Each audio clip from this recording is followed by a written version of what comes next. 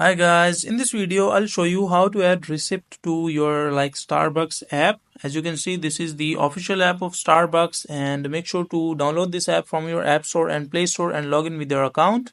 And once you're logged in with your account, so just click on these this profile icon on the right side just in front of the inbox section. So just click on the profile section, and from here just make sure to sign in with your account, and after that just click on the help section. You can see this in help and policies, so just click on help and it will take you to another help website or help page of Starbucks, and just search here receipt.